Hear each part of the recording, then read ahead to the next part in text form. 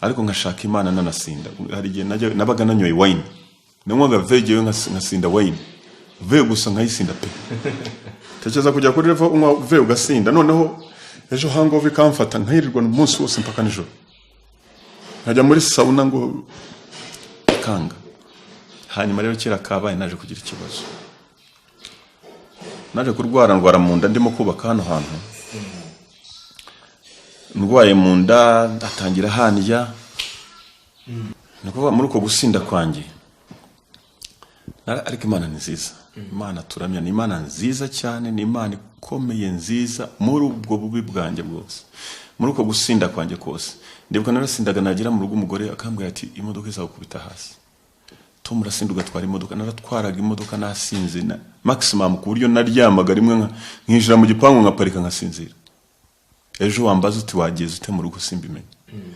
Umudamu yageze akajya ambwira Tom imodoka izakubita hasi, uzahura n'ibibazo, imodoka wasinze wanyoye. Simbyitaho, ariko aho hose Imana yarankundaga, kuko ndibuka najyaga nsinduka nkajya gusenga navuye mu isindwe, nkajya umutima ukaniye nkavuga Mana nzakira gute izi nzoga, nzava gute kuri izi nzoga. Ngiye najyaga njya no mu misozi gusenga. Ibi abantu bumva ngo bajya Kanyarira, hari abantu twahuriye Kanyarira barambaza bati yanga nawe ujye hano hantu, ariko ibi byose nkabikora nihisha nshaka Imana. Rero Imana ngiye ngo yaje kubona umutima wanjye irankunda, inkundira muri aya mahano nari ndimo, muri ibyo bibazo nari ndimo. Imana nziza. Naje guhura n'ikibazo cy'uburwayi, ariko mpura nacyo muri 2019, byatangiye 2018. Nawe n'ikibazo cy'uburwayi ndimo kubaka hano hantu, kuva kugera hari haruguru mwabonye amabuye. Nigeze kuva hano rimwe ndazamuka numva mu nda basa n'abamenyemo umuriro utwika mpamagara umugabo wubakishaga, niba ari gapita w'abafundi engineer, ubona akoreshaga ahagarariye abakozi. Ndamubwira nti mbabari uzumperekeza. Natse imodoka turagenda igikondo niruka, mubwira nti mu nda wagira ngo hari mu muriro.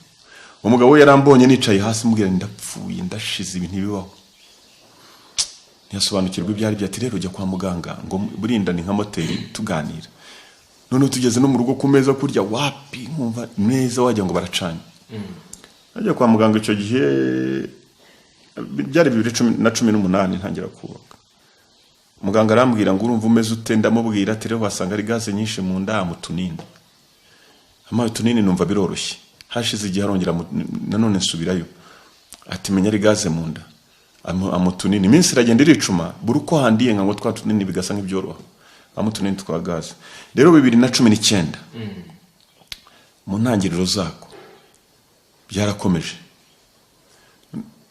bigeze nko mu kwa 4 mu kwa 5, noneho bindi mu nda nkajya numva nkangaha, sinzi niba ureba nkangaha mu gituza gutya, nkumva hasa naho harimo ikibuye. Bwa buribwe burahari. Nanywaga inzoga yanjye namara kuyimenayo umuriro ukaka, ariko noneho buribwe nkasa numva nkufite ikibuye hano. Nakwikoraho nkumva ndababara, nakunama nkumva ndababara. Noneho bigera ku rwego rwaho njya mu rwiherero hakaza black ibisa nka microphone, simenye byari byo. Kera kabaye nanone nari ndi hano, nzamutse ngiye kugira nka hariya ku mabuye, ndibuka noneho bya bindi byo kuribwa byavuyeho, nkajya ngenda akagenda gato cyane, nkumva umutwe urakubita, umutwe ndya, nta mbaraga mfite, ariko bya kigabo nkihagararaho, ntabwo ashobora kumenya ko mfite ikibazo kandi nshira. Nkayisha ikibazo mfite, nkajya kunywa twa tunini nshira. Hari igihe rimwe na rimwe n'abaganga batanga information ipfuye. Uwo muganga yakomeje kumbwira ko ari gaze yo mu nda, ufite gaze nyinshi, ni gaze cyangwa acide, sinibuke ibyo yambwiraga, ariko ni kimwe muri bibiri. Mbigenderaho, ariko narashiraga. Bya biri bavuga ngo imfura ishinjagira ishira, niko nari imeze, niko nari nihagazeho. So rero ndibuka icyo gihe naniwe kugenda, nagiye mu rugo mpita ndyama. Nabanje mu kabari. Kwize nabanje mu kabari ndagenda ndanywa, ariko ubwi inzoga irantwika, ndashira kubera ariko ni ibyo byabwenge bigenda bikabata abantu. None ngiye ndaryama, bucya mu gitondo guhaguruka kuva aho nari ndyamye kujya muri douche, kandi ubwo ndi mu cyumba kirimo douche, kuva ku buriri kujya muri douche, naragiye mpagarara kuri douche kujya kuborosa biranga, koga biranga, birananira neza, numva guhagarara biranze, ndongera mpita ngenda nikuta ku buriri. Ndavuga ibintu bibaho, umutima udiha, umutwe uniya, byananiye kugenda. Bigeze nimugoroba ubwo madamu ntabwo yari ahari, madamu yari muri Afrika y'Epfo. Ntangira kumuhamagara ndamubwira ariko narembye, atariko nanjye nari mfite gahunda yo kuza harabura iminsi nk'itatu. Yaburaga iminsi 3 ngwaze yakatisha itike y'indege ntinuza, nibwo ndi bujye kwa muganga, ariko meze nabi no kuvanja muri douche byananiye. Noneho nari mfite umukozi w'umuhungu, ndamutuma ajya kuri farumasi babwira uko bimeze, bampa utuntu twitwa totema twongera amaraso. Ngo nanywa kamwe tubiri amaraso arahita yiyongera. Ngo buriya na amaraso make, kuko iyo ufite isereri nyinshi, umutwe kurya udashobora guhagarara, amaraso bayagabanyutse. Kumbi ibintu byatangiye kera sinabimenya.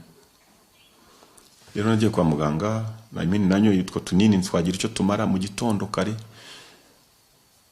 Ngumaho bukeye bwaho, madamu ubwo nawe yaje nijoro. Bukeye bwaho byari bimaze iminsi 2-3. Bukeye bwaho rero madamu akihagera namusiza naryamye natse imodoka, ariko meze na no sorry, mbere ko musiga mu rugo narabanje njya kwa muganga Legacy. Legacy riba kuri 15. Ngeze Legacy umuganga aramusuzuma asanga mfite amaraso make. Arambwira ati ufite amaraso make cyane ku buryo gutwara imodoka bashobora kugira blackout. Mbese gusa nkaho humirije ukasa ugahwera mu modoka. Ati ushobora no kugonga, kuko nari mfite hemoglobin ya 7. Kandi ubundi abagore nibo bagira 12 nabo ngo batwite niba amaraso agabanyuka. Urumva yari yagabanyutse cyane ku rwego rwo guhera mu modoka. Arangije amatotema arambwira ati ariko nta ndwara turimo kubona. Bapimye umwijima, bapimye impyiko, bapima ABCD. Nta kintu na kimwe kigaragaza ko nta maraso afite. Angira inama ati jya Faisal bakongera amaraso. Ndabuza kubikoreka ku mafoto. Ndi Faisal banyongereye amaraso. Mu gitondo nageze Faisal kunyongera amaraso, madamu yari yaje iryo joro. Ubwo ari kwa muganga nawe yampaye totema. Ngeze Faisal banyongereye amaraso, barambwira ati niki gishobora kuba gituma amaraso yawashira. Kuko ni make cyane, bose baratangaraga. Ariko bakatangazwa nuko ngenda. Gusa navaga nkaha nagerariye ku marembo. Umutwe. Muganga rero amaraso, ampaye amaraso aravuga ati ugomba gushaka uburyo bagukorera endoscope. Endoscope ni cya kintu bohereza mu nda bakareba ko nta kibazo kirimo. Ko amaraso niba atagenda kubera indwara, amaraso yagomba kubaca muri stool. Ubwo ndabasobanurira ndabwira nti stool iyo ngiye mu rwiherero iza ari umukara. Bati niba amaraso tuntu kumenya ni cyo kibazo kiri mu nda, none mbabwira mu nda ukomeze ntibimaze igihe.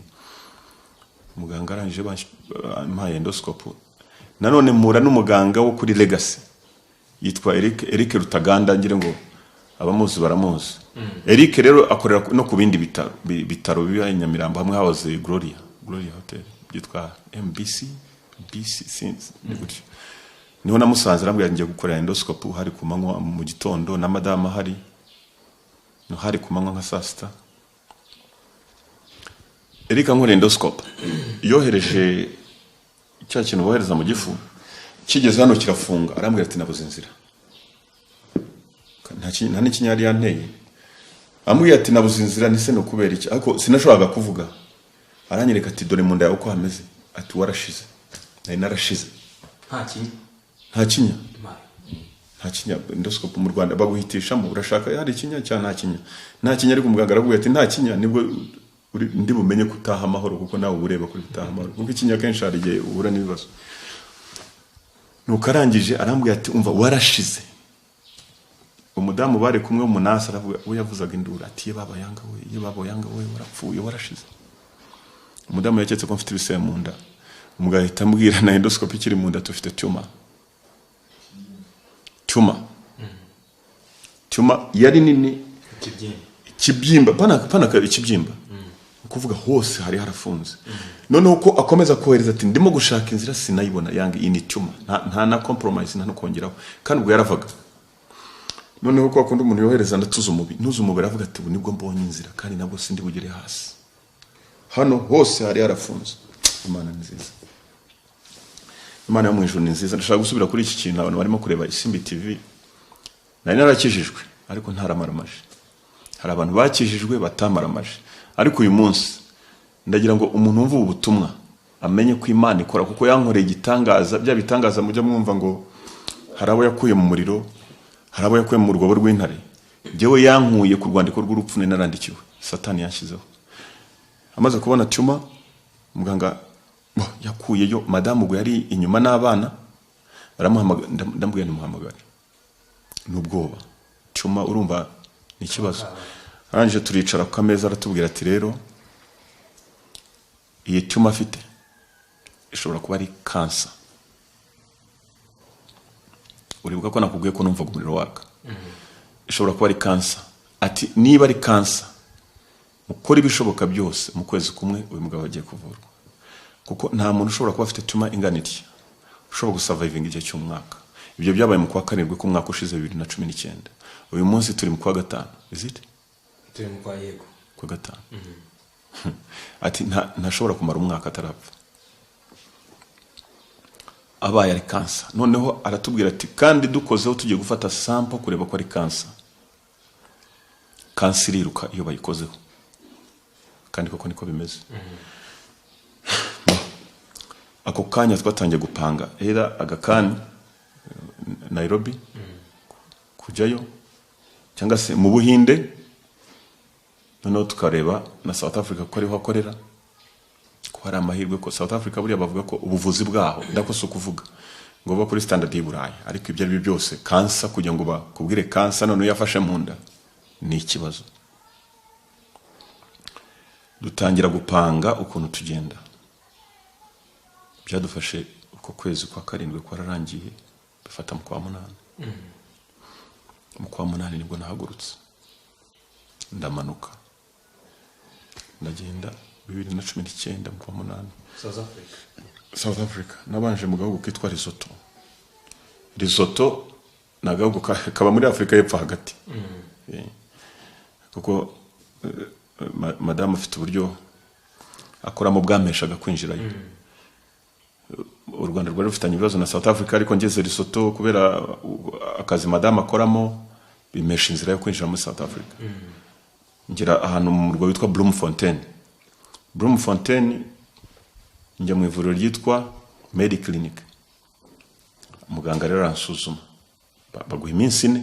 Mu gihe mu Rwanda baguha ibyumweru 2, niko doctor yambwiye ati mu Rwanda turaguha ibyumweru 2, kandi ibyumweru 2 kansi bayirukanze. Muganga rero amaye iminsi 4, byabaye ngombwa ko ndara muri hoteli. Ku munsi wa 4 ndibuka byari nimugoroba, arampamagara ati bite, umeze ute? Nindakomeye. Ntimwasanze bimeze bite? Arambwira ati rero ufite tumor mu nda kandi irava, slow but sure, buhoro ari kwiva.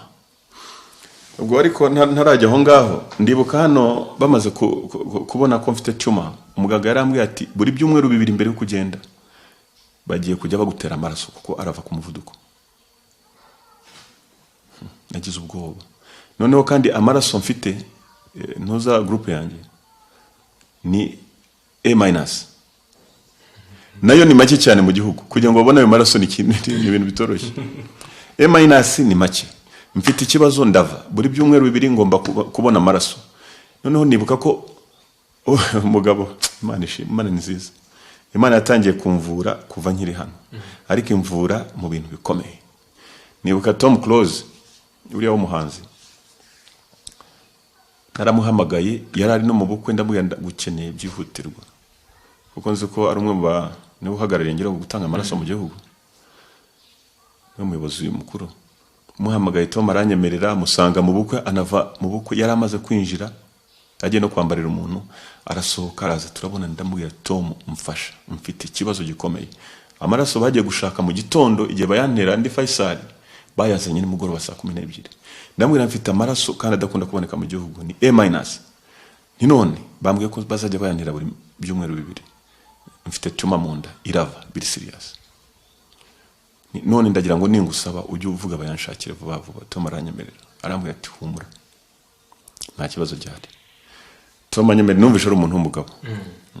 Kumva ikibazo cyawe akava mu bukwe yararimo akambwira ati humura je inshingano zanjye nzazikora uko bikwiye ndahari kubwawe ati kandi service yambwiye amagambo ampumuriza undi mugabo wambwiye amagambo ampumuriza ni wa muganga so ubwo aho reka amasimbuke najya mu mushimire kuko sindabona nawe kuva icyo gihe nagaruka Tom Close sindabona nawe kuva nagaruka ariko yabaye umugabo kuko yanyemereye ibyo yanyemereye nubwo Imana yandinze simbijyo ariko yari yanyemereye hanyuma ngeze South Africa umuganga yitwa Richard umuzungu atumeze ute urumva umeze ute ati rero twasanze ufite tuma irava buhoro ariko irava atufite amafaranga rero kuko n'amafaranga menshi bigiye kugukosha sinzi uko uzishyura nta nubwo ari tuma gusa ati twasanze ari cancer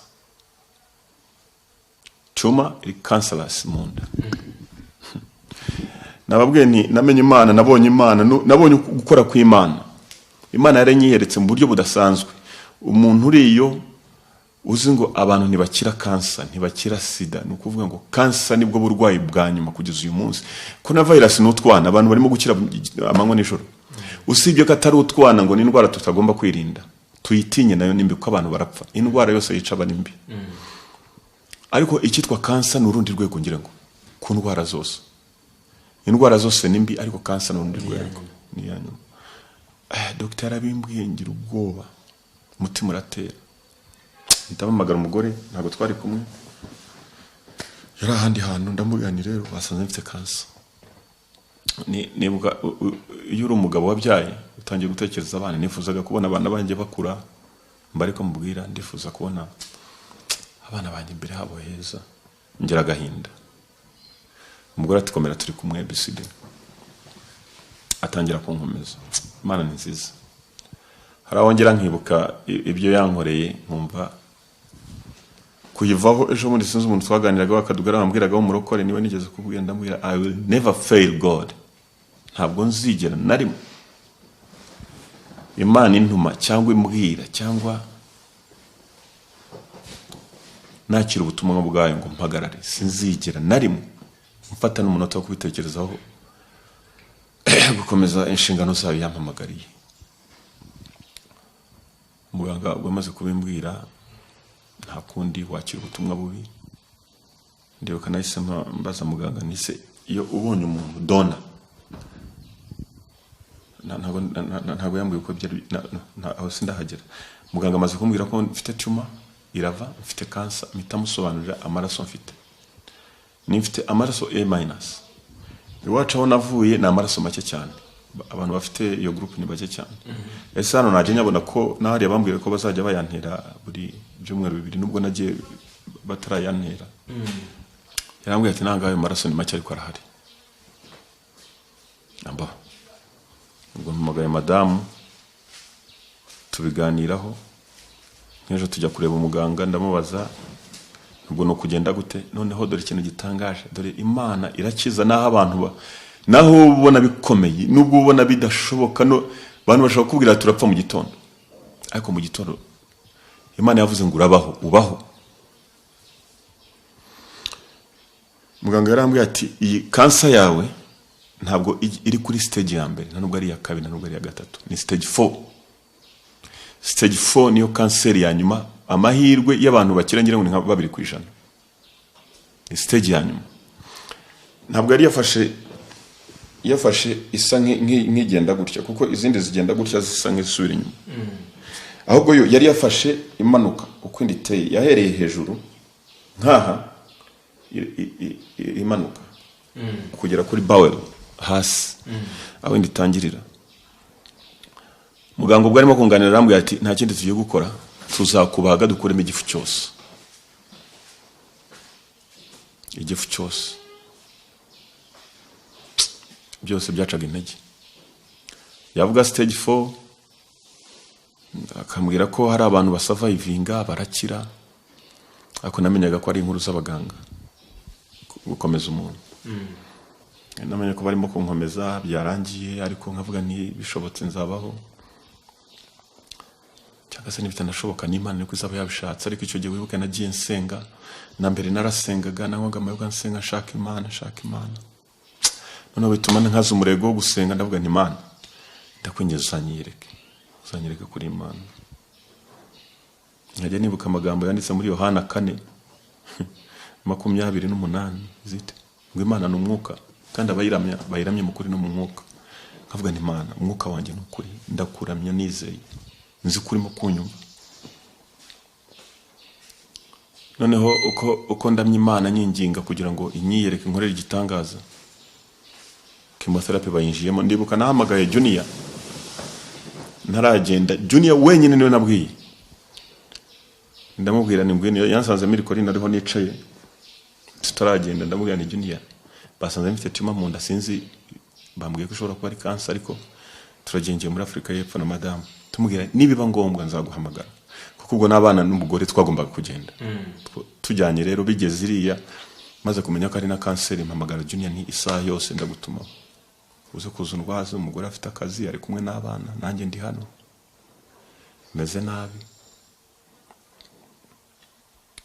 Ndibuka ubwo ntangira chemotherapy mu cyumweru cya mbere nyitangiye, mbwira Junior reka ngura itike y'indege uze, cyangwa se uyigurira aho ngaho. Yaranambwiye ati reka nyigure. Junior niwe wiguriye itike, ati ngiye ndaje mu gihe gito cyane, mu byumweru 2 nawe yararimo gutunganya ibyiwe mu rugo, ansanga muri Afrika y'Epfo. Ubwo ndi kuri chemotherapy ya mbere. Araba batabisobanukiwe yanga. Chemotherapy ni imiti bagutera imiti zari nka litiro 2 kumanika igiserumu cya litiro 2 bagatera hano mu kuboko.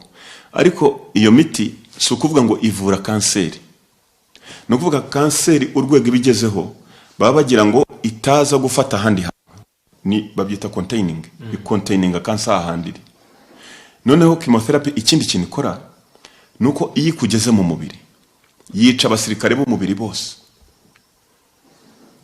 babatwita ngo cells z'umubiri zose zirapfa. No kuvuga cancer ni cells ziba zarapfuye ariko zikomeza kwirundanya n'izindi zipfa ziyongeraho, ntabwo zipfa ngo zishrinking. Mu gihe abantu basanzwe cells zirapfa buri munsi ngo ariko izindi nyinshi cyane zikavuka. Rero za cancer zo zirapfa zikajya ahantu, ahubwo izindi zigakomeza zipfa, nuko umuntu agenda akabora.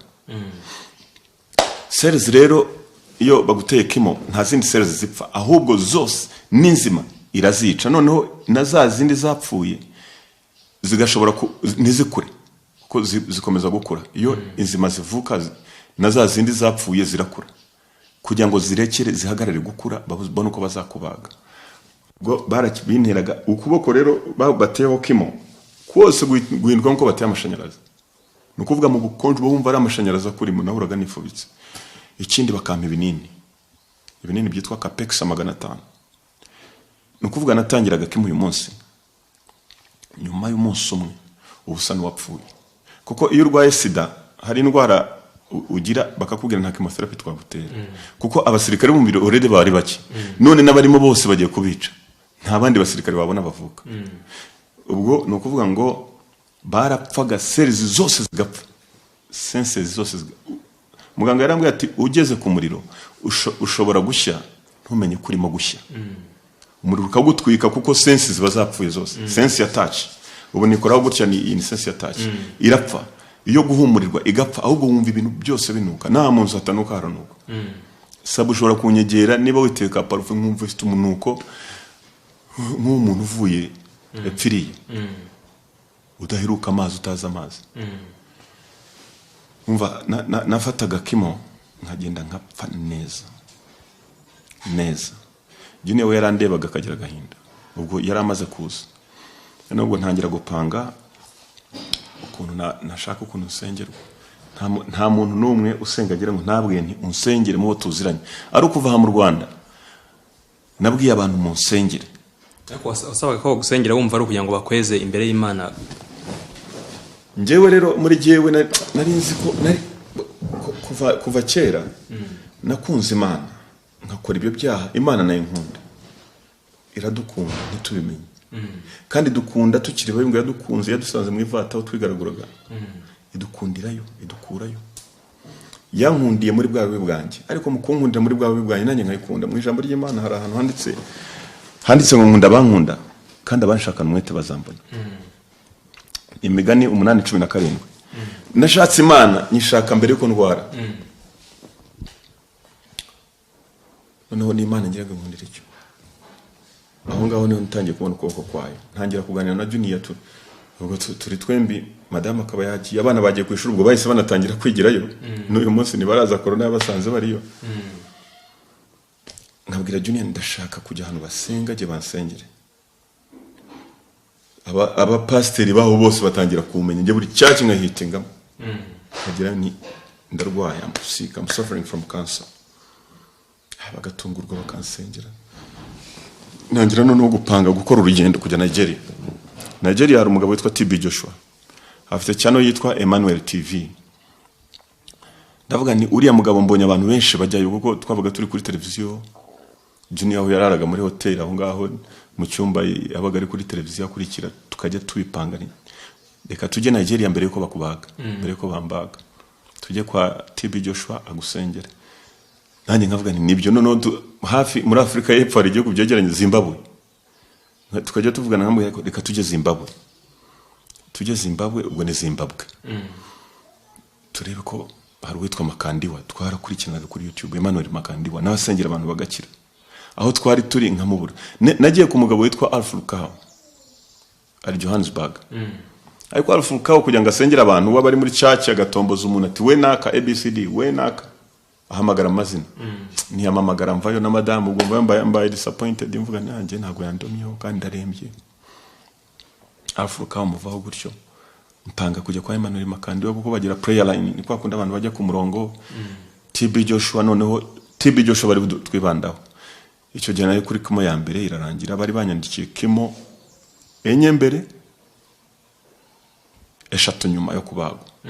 Wibuka igifu cyose bagomba kugikuramo. Muganga yarambwiraga turagukuramo igifu cyose. Ukuntu baho rero uryo turyo duke cyane tutangana nk'utw'umwana, nk'utw'uruhinja. Ati kandi buri kwezi tugutera umuti wa urushinge rwa vitamin B12. Urabyumva? Cyongereza urakiza. Warakinyigisha. Ati tuzajya tugutera urushinge rwa B12. Iyo vitamine nta handi boneka atari mu gifu. Nuko ndangije nkabyumva. Ambo. Tupanze kujya kwa TB Joshua. Iminsi icumi kimo ya mbere ivuyemo. Kimo ya kabiri giyemo. Kimo ya kabiri kujyamo nagomba gufata ka pause kuko ubusa nk'upfuye usa nkurangiye. Ntangira kubwira umugore ni ngenda ndashaka kujya mu Rwanda. Nashaka gufata visa nyifatira hari ijya Nigeria. Nkumva biragoye, ntireka ngende nyifatire mu Rwanda niho bayima vuba. Hari nibyo ngomba kubanza gutunganya hano. Ariko ibyo byose navugaga Imana irankiza. Ndibuka Junior hari amagambo ajya akunda kumbwira. Sinzi niba yababwira dore nguyu hano. Sabe wenda n'abantu bose badukurikiye bwari ubuzima butoroshye. Bwari ubuzima bw'ubona umuntu agenda buri munsi umwe atamagarama. Avaho ibiro ananuka kumureba nk'umuntu wari usanzwe muzi, umuntu twabanye twakuranye, kwari ugupfa kurimbuka k'umuntu bibona. Noneho buriya hari ukuntu umuntu urwaye amera, noneho uri ku ruhande rwe umureba. Abafite byinshi ari birenze byo urwaye wenda nkabwe ubwe arimo kubona. Nkuko umuntu uri mu kibuga ahanganye n'ikipe agira uko akina. Ako nk'umuntu uri kandi w'umufana cyangwa ukurikiye umukino, byinshi ubona atarimo kubona. Kuno ubona katangiye kudandabira nawe wenda byumva agikomeye cyangwa akanyabugabo. Ubwo twari turaho twataye umutwe ari kuri chemotherapy nko gushiririza umubiri cyangwa kuwutwika ku buryo umubiri wose ushyira muri mukato kugira ngo kanseri ukire mukato uyibane. Ubwo ako kanya ka chemotherapy bafite Google bajye uzi kujya bayishake. Chemotherapy ibintu byose uzi by'ibyuririzi by'umurwayi urembye ubicamo hasi hejuru. Ubwo urabyumva garura impande zose, gucika intege, gupfuka umusatsi, amenyo arakuka, koga amazi akonje meze nkaho urimo barimo kugutwika. Amazi ikintu gikonje abari umara kuri wowe, kujya kuzuba rirakwica. Uburi kuri level y'umwana w'uruhinja byo akorerwa. Noneho turaho tangiye kwiheba. Umva chemotherapy bamuteraga ibyumweru bitatu, iminsi 21. Ubwo nyine kwimutera mvuga bamuteraga amazi ya mbere yayo kuri serum, indi misakemara afata imiti. Yaragezeho imiti bari bamuhaye y'amagarama 5 imuganza kujyaga ngo ibinini 3 mu gitondo ibindi 3 nimugoroba. Ubwo n'amagarama 3. Barambwira ngo ibinini ufata bigabanye kuko urimo gupfa cyane. Utakibasha kurya ararya bikagaruka, guhagarara nta byananiranye, ageze aho ubona ko no guhera bishoboka kuzamo. Asigaye aza kwicara kanya gato akicara nabwo meze nkaho ikintu yiseguye. nibwo yambwiye ati rero Junior gutangiye gushaka kujya ni Nigeria bamusengere mubwira ko twagiye Zimbabwe ko ari pastor bita Makandiwa. Arambwira ati ndashaka ni jambo yambwiye kuri ngiri komeye wengira ngo ntazi ko bikomeye ariko nanze kurira ndi imbere ye njya ahantu hangiye nyine mfata kanya n'Imana ndasenga. Numva ko ko nsenga sabe bigutangaza ariko namenye Imana. Imana narayibonye niboneye Imana n'amaso yanjye yakoze ibitangaza mbibonesha amaso yanjye. Hari aho yamvanye nawe uyu munsi ndi. Yarambwiye ati ndashaka ko bambaga batambaga bankorera chemotherapy ko ndigene bayikora abona ko kubaga ari risk niho kubaga bakabireka. Ahubwo cancer bakayishiririza iminsi mike bakakongera iminsi yo kubaho. Bari gupfa mu mwaka umwe kabimyaka 2. Arambwira ati ubu inzira yose bigiye gucamo baba bagiye kumbaga bitakunda wenda abanya ko bidashoboka ko yagiye kupagwa itupfa ugabwanye imbere y'umuganga kumbaga bidakunze nagenda bakansengera ko nige umuntu asenga ntibikunde pe bibaho nasenga nibikunde nagenda Nigeria byose mbese ambwira ko byose ko byagenda kose byagenda neza cyangwa nabi muzagume muri ku Mana wemeze nkarimo kuraga avuga ati umugore wanjye n'abana uzagumubigisha ko Imana ifite kubaho muri byose nasigaza umwaka umwe nkapfa uzagume umva ko Imana ari yabikoze. Yarabimbwiye n'uyu munsi mbivuga yagiye mbivuga kuvuga biranga kuko nge bareba gukora ameze icyo gihe umva umuntu kubwira ngo umfashe unsengere ariko nanjye ndimo ndasenga nsaba Imana sinshika intege sinyiveho akanarenzaho ko yabe bigaragayemo nk'Imana umwana w'umuntu mva ko Imana wenda yamuteye umugongo yarambwiye atoya Junior hose sinzi uko n'ijambo navuga ngo naryumvereza bumva uburemere bwabyo ariko cyari ikintu gikomeye none akikimbwira njye mu cyumba njye ndavuga ni Imana akuretse ko ari kumwe nawe bisara ageze ndavuga ngo kuki data wandekuye cyagiye Yesu maze kumushobera nawe yarameze ngo byose bari kuri Imana ati byose bijye mu biganza byawe mwami bambaga batambaga basenga batasenga bitakunda uko byagenda kose nge nzuva ko byose Mana arigeno ryawe ari Imana yahabaye. Iyo jambo ryari jambo rikomeye muri ako kanya turi mu bibazo umuntu arimo gupfa hwera shira ibaza umuntu ufite ibiro 100 kuvaho ibiro 25 mu kanya gato cyane kuko kansa iyo kigufata utibiro kama mbayambaya birashira. Yarasigaye buri munsi tujya kumuzana ngo yipima rebe ikiro ko cyavuyeho 78 74 umuntu yarimo aragenda ipantaro zitakimukuyira ishati ubona ko ishati yameze nkwambaye kimono kandi ari ishati yajyaga imukwereka mubera. Hari ukuntu twaganiraga nkamubwira amagambo yamukoza ahantu kugera uyu munsi buri uko twicara ambwira ati Tom hari amagambo avuze Imana ngo anyegageza Imana aho yari yicaye iravuga iti ngiye kukuvura ngiye kugukiza ajya yambwira nkagira agahinda nawe akagira agahinda yavuze kandi koko umva nubashye Imana muri icyo gihe nkunda Imana muri icyo gihe ndavuga nti Imana ibyaba byose azaba ari wowe. Ubwo madamu ndamusobanura ningera mu Rwanda nzajya Nigeria kujya kwa TB Joshua gusa nta kindi ntangira kubipangira hariya naka gahunda zo kujyayo kuko akagahunda zo kujya kuri urwo rusengero uko nandika nibansubize nakwandika nibansubize noneho muri iyo minsi Imana itangira kunsura abantu basenga abantu b'abarokore ndakeka ibyo mvuga barabyumva. Ijoro rimwe nari ndyamye mbona TB Joshua araje mu nzozi kwa kundi ndimo gushaka kujyayo TB Joshua je mbona nicaye ku ntebe barambwira ati reka musengere asa nkufashe kunda afashe kunda aratangira asenga noneho nsa nk'uwizunguza bakarambwira ati mbere yuko ngomeza kugusengera banzu rebe biri wanyu ndebye inyuma mbona ibintu bidasanzwe ntari buvugire kuri televiziyo. Ubwo wari umunsi wa mbere. Umunsi wa kabiri nanone ndyamye umugabo nabonye kuri televiziyo kuri YouTube ntigeze mbona face to face mbona azanye na TB Joshua mu nzozi uwo ni Robert Kayange umupasiteri wa Uganda. Ibi mvuga ni ukuri. Robert Kayange yaraje yicara na TB Joshua. Robert ashaka kunsengera munsi kuri YouTube nkuko umuntu uyu munsi ashobora kuba atarahuye na Yanga ariko akaba arimo kumbona kuri YouTube. Robert agiye kunsengera yicaranye na wa munya Nigeria ndambwira no ya sinshaka wowe ndashaka kuri ari bunsengera bombo ko ari babiri barabura mu nzozi mu gitondo ndavuga no narotaga bukiye mu gitondo iminsi iricuma ubwo byabaye muri South Africa. Mvuye South Africa ngeze mu Rwanda njya kuri Nigerian Embassy, ndibuka niriwe nyishaka na Juni ubwo yaragarutse agaruka mbere yanjye kubera urugo n'umwana n'umugore. Havuga ati reka ngende, nawe yarubakaga icyo gihe ngiye ngo yari yatangiye kubaka. Havuga ati reka ngende ntunganye ibintu birimo gupfa n'iki. Uko Juni yakaje gutabara urugo rwe, nanjye ubwo nsamukurikiye. Nitujye kuri Embassy ya Nigeria. Ndagenda na tourist visa, ndajya kwa TB Joshua asengere. Twiriwe dushaka ambassade Gacuriro aho yahoze turayibura. Ubwo hari kwa kabiri. Kwa gatatu Juni yagira ibindi bimuhuza, ngenda nyine kandi ubwo munda ntago horoshye. Kwa kabiri ngenda nyine, kwa gatatu njya kuri ambassade y'aba Nigeria. Gahunda zari ziri ku marembo zipanze, ushaka visa ABCD ibisabwa, ndabifotora na telefone mvayo. Ndaza ngera mu rugo nijoro, nimugoroba nijoro ndaryama. Mu gitondo cya kare nibwo nabonye inzozi ntigeze mbona. Nibwo nabonye Imana, bimwe bavuga ngo isura umuntu. Nibwo nabonye Imana insura. Maze Imana kuza kwayo byaje bitangaje. Mu nzozi zarabanje ziraza inzozi, mbona magaze ahantu hasa nkaho ari kuri sale nini. Hanze hari abantu benshi ariko basa n'ari nyeshyamba.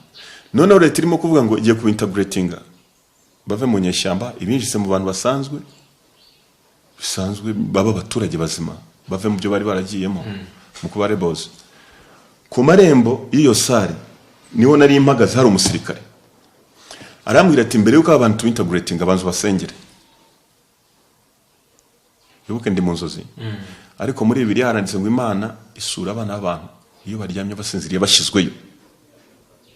Buriya nibwo Imana idusura ikavugana natwe. Akenshi hari nabumva ijwi ry'Imana nko kubiri live, nkayumva we ntuyumve kandi tuzima kuvugana. Umusirikare arambwira ati basengere. Ndabasengera, nsengeye zanyeshyamba. Aranje arambwira ngo wari ubizi ko isengesho ryawe rifite imbaraga. Gutyo turi ku marembo, isengesho ryawe rifite imbaraga. Ni byose ku buryo najya mu rusengero nkasengera abantu. Arongera ndeba ati isengesho ryawe rifite imbaraga. Ako kanya mbona zanyeshyamba zirinjiye, bamwe barakwepa ariko abenshi barinjira. Noneho tugeze muri sale, ubwo ndimo kukwereka ukuntu Imana yansuye, ukuntu Imana yatangiye kunsura. Twese mbona twambaye uniform. Noneho bihita bihinduka inzozi, dusa nk'abagiye kuryama, inzozi ziraswikinga. Wibuke muri Afrika y'Epfo nabonye TB Joshua ari kumwe na Robert Kayanja. Ako kanya mpita mbona Robert Kayanja noneho mu buryo budasanzwe. Nabonye umudamu arimo gusenga, bamwe bitwa binginzi, asenga ashyizeho imbaraga yinginga. Babita intercessors mu Cyongereza. Interceding bimwe bidasanzwe. Uwo intercessor murebye ndebye hejuru yo ku nzu itagaragaza amabati, zimwe bita konoshi. Mbona Kayanja arahagaze arimo kumbwira ngo ngwino amereza ukuboko. Ngwino hano. Sinzi ukuntu nazamutse nanjye mageza kuri yanzu hejuru mu ruhande ahita mfata mu kiganza. Arankomeza arambwira ngo mu Cyongereza, take this power and exceed where we have stopped. Mu magambo y'Ikinyarwanda ngo jyana izi imbaraga urenga aho twe twagarukirije. Robert Kayanja kwambwira. Agiye kugenda ndamukomeza, ndamubwira nuvuze ngo iki? Arongera arambwira ngo take this power and exceed where we have stopped. Ndamurekura. Murekuye Robert arabura. Aragenda. Ku bantu basenga barabizi. Nukuvuga ngo Imana ije mu buryo bugaragara, umuntu arapfa kubera ko aho iri, nubwo nari indwaye, nubwo nari meze nabi, muri izo nzozi hari umunezero, ibyishimo, amahoro. Nukuvuga ngo Robert abuze, inzozi zirongera zirahinduka. Switch, nko kuzimya itara ugaswitching irindi, switching off on, off on. Ubwo babigiye kuzindi nzozi on. Mbona noneho Robert ko yakagenda amanuka njya muri church nini, urusengero runini ruzengurutse rumuzenguruko. Njyanamo y'amagambo. Mbona abantu basa n'atari abanyarwanda b'amazungu, ariko muri bo harimo amadayimoni menshi. Mageze mvuga mu Cyongereza. Ndavuga ni if we speak, they will know we are sons and daughters of the living God. mu Kinyarwanda nituvuga bazamenya ko turi abahungu tukabona abakobwa b'Imana nzima. Ndongera ndavuga if we speak they will flee. Nituvuga bazahunga. Ubwo n'abadayimoni ariko uko navugaga amagambo namaga kuvuga ayo mvuze. If we speak they will know we are sons and daughters of the living God. Mbona daimoni zivuye mu bantu zihunga. Ndongera ndavuga ni if we speak they will flee. Nituvuga zizahunga. Mbona daimoni zirahunze. Ndongera ni if we speak. Niyo magambo nakoreshaga muyerekwa. Ni if we speak they will know it's not us speaking. It's God in us. Ko nituvuga bazamenya ko atari twe tuvuga ko ari Imana turimo. Amaye. Daimoni zashize mu bantu muri cyaki nini. Imbere yaho nabivugiraga hari ikigirwamana cyo kigize karahutaka cyanze kuhava. Imana yatangiye kunsura. Wibuke mfite ikibazo mu nda. Noneho ya daimoni ngiye ku rebuking mu izina rya Yesu ngo nyirukane muri cyaki ivemo. Ni ikigirwamana statue. Nangiye kuvuga mu izina rya Yesu uruhande rwanjye haje umugabo uri mu ishusho y'umuriro. Uko nzamuye ikiganza ngiye kwirukana ankuraho umuriro wavuye mu kiganza cyanjye nirukanye mu izina rya Yesu. Cyarayenze nacyo kiba mu rusengero. Noneho ntangira kuramya mvuga nti Imana nzagukorera, nzagukunda, nzakwishimira ubuzima bwanjye bwose. Nukuri nzahora nkuramya iteka. Ariko ubwo uko mbivuga uzi umuntu wambaye rasoro kwa kundi ba bouncing. Navaga hasi nkajya kugasongero kw'inzu nkongera nkamanuka. Vuga ni Imana nzagukora iteka ryose. Nzakuramya iteka ryose. Umva noneho navuye yo nananiwe. Uzi ko nanirwa? Kuva mu nzozi unaniwe. So mwirukanse ibirometero. Nuko namenye ko Imana itangiye kunganiriza. Mfata inzira mu gitondo mpamagara wa Kadugara wigeze kumbaza. Kadugara nari mbizi ko asengera Miracle Center. Kera twaraganiraga yigeze kuza turaganira byarakijijwe mbona umuntu uvuga Imana bikanshimisha nkamubwira Kadugara nanjye narakijijwe ndumuroko ariko nkibuka nubwo naye muganizaga ndi kuri wine ariko wine ndayinywa gusa nkunda Imana narakijijwe nkunda ko tuganira iby'Imana. Muhamagara yari Uganda. Kadugara ndibuka naramusobanuriye Kadugara nagize inzozi zidasanzwe. Uko byari bidasanzwe zaswikinze inshuro 3. Robert Kanjya mubonye bwa kabiri ntabwo nzi byari byo. Ariko nabonye ndi no mu rusengero dore uko byagenze. Kadugara yayisaseka. Arambwira ati Tom nuko Imana isura abantu. Ati rero guma hagarara wemye dore Imana yaje. Mugiye kubonana. Imana ni nziza. Imana ni nziza cyane. Igihe cyo kubonana nayo cyari kigeze. Uyu munsi ndababwira ko nayibonye. Nababwiye kansa, nababwiye umuntu uri iyo ngiyo urwaye, waba urwaye kansa, waba urwaye sida, waba urwaye coronavirus. Imana ni nko guhumbya. Ni nko guhumbya aho ngiriye gutya byarangiye. Ndamubwiye ndashaka kujya mbone Robert Kanjya musobanurira ibintu nabonye. Namubona gute namugeraho gute. Arambwiye ati reka ndavugana nawe nkubwire. Nuko arangije arambwiye ngo fata iminsi 3 ngo baraganiriye ariko yambwiraga nk'umuntu ati fata iminsi 3 yo kwiyiriza ubisengere. Tekereza umuntu kubwira kwiyiriza urimo gushira no kurya urya gakeya. Nubwo kimo yari taranshiramo. Ndi muri bya byumweru 2 bya pause kugira ngo nzajye kuyindikemo ya gatatu. Kadugara ubwo ati hanyuma uzaze uze mubonane. Ku munsi wa gatatu ndibuka twari twagiye mu bukwe bwa mukuru wa Madame wa Junior. Turi mu bukwe. Ndi mu bukwe nicaye munsi wa gatatu wari ugiye no gusoza ndavuga no mu gitondo ndagenda. Nakatishije itike ndege ndaho mu gitondo ndagenda. Hari kwa gatandatu ngerayo kwa gatandatu mu gicuku. Imipaka bari barayifunze ariko indege zigenda naciye mu ndege. Ngezeyo ku cyumweru nahise njya mu materaniro. Kujya mu materaniro Kayanja hari ukuntu abahagaze imbere asiga abantu amavuta bamucaho abasiga amavuta abasengera. Nje mugezeho ndahagarara mboroka abantu bose barimo kugenda ndamubwira nti dore nabonye inzozi wa mugabo. Nzisubiramo ko nakazisubiyemo ntihashize iminsi ngira ngo yari 5 yari 4. Hari kuwa gatatu nzibona muri iyo joro, kuwa 4 kuwa 5 kuwa gatandatu nabwo nateze itike y'indege, ku cyumweru ndiyo ndabimubwira. Umugabo none harambwira ati rero uzafata ibyumweru 2 uze, hari ubusobanuro bw'izo nzozi kandi bukomeye.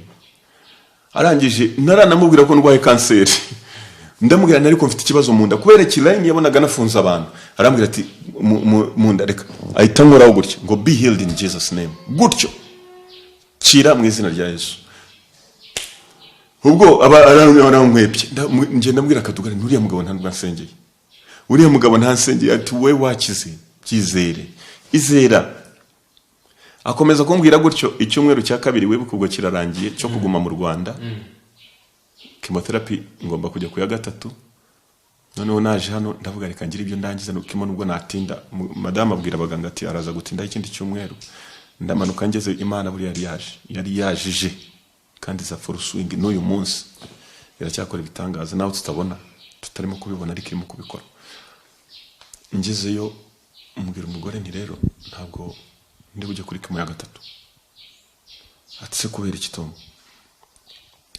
ni kimo ya gatatu sinemera kuyijyaho none abagomba kubanza kunsuzuma arandeba bo biramuyobera ati tugiye gutanga ni mafaranga yo gusuzuma ni nta kundi turayatanga dutanga ni mafaranga ngera ku muganga noneho kunsuzuma nashatse kujya ngo nsuzumwe n'umuganga utaransuzumye mbere ndavuga ni ashobora kuma wrong information kugira ngo akomeze gahunda ze ariko ubwo mu nda harandyaga uko handyaga byahindutse ntabwo yakindye uko handyaga noneho tugeze dushaka irindi vuriro ndibwa twagiye kwivurira cyitwa izina naryibagiwe wibuke bansuzumye kuri yitwa Mediclinic niho umuganga wansuzumye witwa Featured yari ni naho basuzumira abantu ba cancer muri Bloemfontein ni vuriro rikomeye Mediclinic ngiye gufata chemotherapy uwo muganga yakoreragaho ubundi agakorera kuri ryitwa Rose Park Hospital Rose Park akaba ariho ntererwa chemotherapy none ndavuga sindi bujye Mediclinic kuko Rose Park aho ntago basuzuma ahubwo tujya muri ndi vuriro nsanga nta muganga uriyo ndavuga okay reka tujye Mediclinic bongere bansuzume ngezeyo mura n'undi muganga utari wa wundi wansuzumye mbere nta mahirwe mubwire ko bansuzumye hano cyangwa mugezeho ndamubwira rero doctor bansuzumye mfite cancer nagomba kujya kuri kimo ya gatatu arambwira tokenda kumva nasanze agiye no kugenda ngira ngo yarasuzumye umuntu wanyu ni rero ndashaka gukora endoscope na biopsy no bunyama bafata hano ari cancer bakajya kusuzuma ko cancer irimo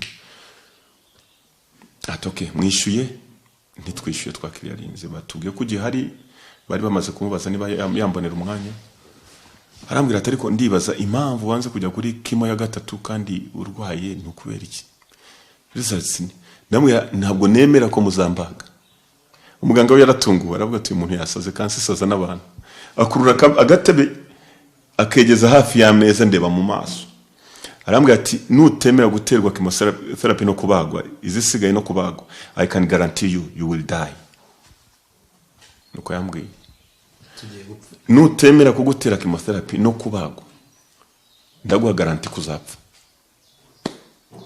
ati kandi bitari kera ndambwira nanga kumbwira byinshi ndambwira nge nizeye ko mutazambaga aransuzuma ariko ubwo nyine ubusinziriye bo batera ikinya cy'iminota 15 anere ikinya arasuzuma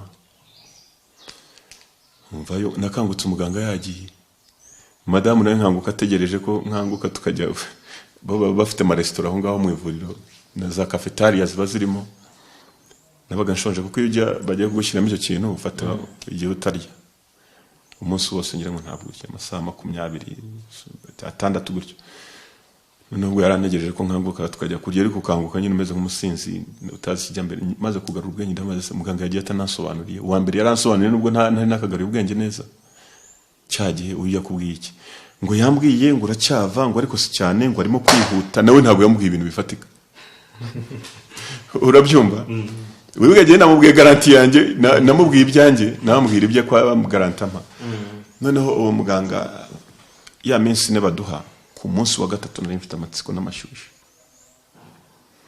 mpamagara assistant w'umugore naza bimeze bite ibyuko ndwaye mwarasuzumye mubona iki bansuzumye Mediclinic nanone wansuzumye wa kabiri yitwa Dr Stretcher unera chemotherapy wa mbere wansuzumye yitwa Featured waniraga chemotherapy bamwitaga Brandt Green Dr Green Brandt ubwo undi unsuzumye yitwa Stretcher nawe agomba guha report Dr Green ya kimo.